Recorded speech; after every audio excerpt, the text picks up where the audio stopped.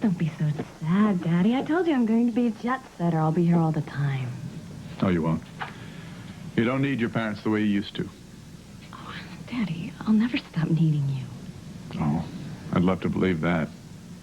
I would love to believe that you could come to me with anything, that there was nothing in this world that you would ever be afraid to tell me. Well, you've always made me feel like I could come to you. I hope so. People get scared sometimes, you know. People get themselves into jams sometimes, even when they're supposed to be grown up enough to know better. And they're just afraid that nobody will understand. You ever feel like that? Yeah, I have. I will understand, Chrissy. I love you. And nothing you do can ever change that. Nothing. I love you too, Daddy.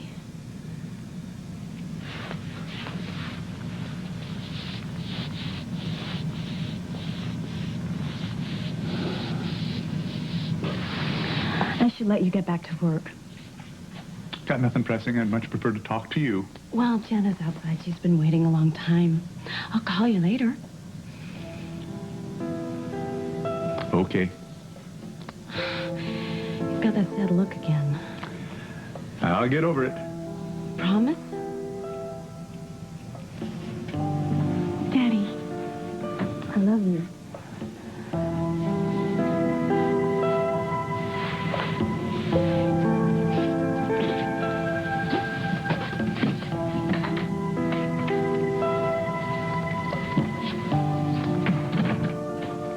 All right, I came to say I'm sorry. For what? Oh, for being annoyed that our lunch was postponed. And don't worry, I'm not going to ask you what's bothering you. Good. I couldn't begin to explain. I think that everyone needs to have someone in their life that needs no explanations at all. Oh, that someone is to be you. Thank you. You're welcome.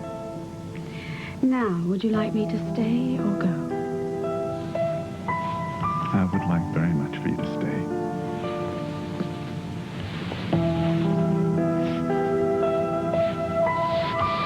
Holly, look at yourself.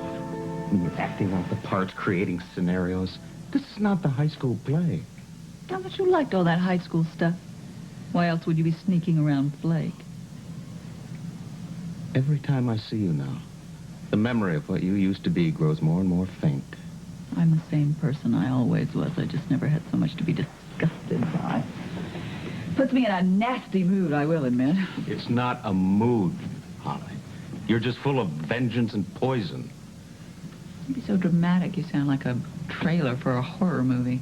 That's exactly what it's like.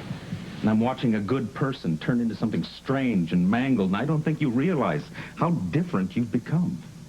You beat me up and left me for dead, Ross. I have every right to be a little mangled on the edges. But you choose to forget. You brought it on. You hurt me. And you hurt Roger. Now, I know you've never considered him as very human. Just another one of those mangled, strange creatures. But you should have seen him staring at that monitor, watching his daughter sell him out for you. His anguish was human. Well, welcome back. You've come full circle. Holly and Roger, together again, still crazy after all these years.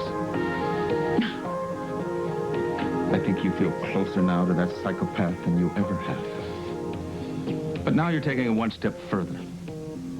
You are becoming Roger. And soon there will be nothing left of you at all.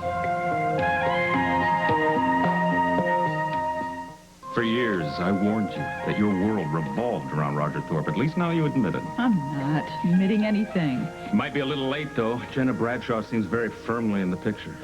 Roger doesn't care about her. She's a toy. For somebody who doesn't admit to her umbilical connection to this man, you're very interested in Roger's love life. I hope the two of you live happily ever after. You certainly deserve each other.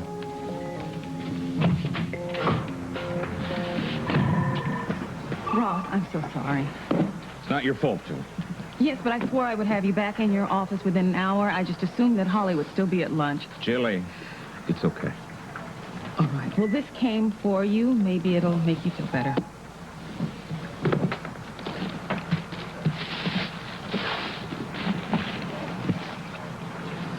What a beautiful, blunt object.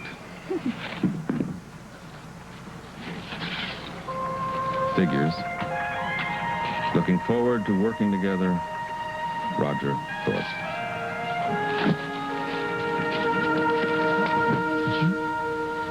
Have you ever loved someone more than was good for you? Once or twice or 10 times, maybe. I just didn't know how much Blake was willing to give up for love. She loves you, though. I spoke to her earlier. That's very clear to see. Oh, you spoke to her? Yes, not for long. But I did see a glimpse of the real person. You know, I think I could get to like that person. That would be nice for Blake. She doesn't have many friends. Neither do I. Oh, you have me. Nobody has you, Roger. You give yourself in small pieces, but nobody ever has full possession. Blake does. That's why it hurts me so much to have to teach her a lesson. I didn't want it to be this way, but she forced my hand. Jenna, do you think that she'll forgive me when she realizes I did it for her own good? Do you think she'll come back? Oh, Roger, if somebody cared about me the way you care about Blake, I think I could forgive just about anything.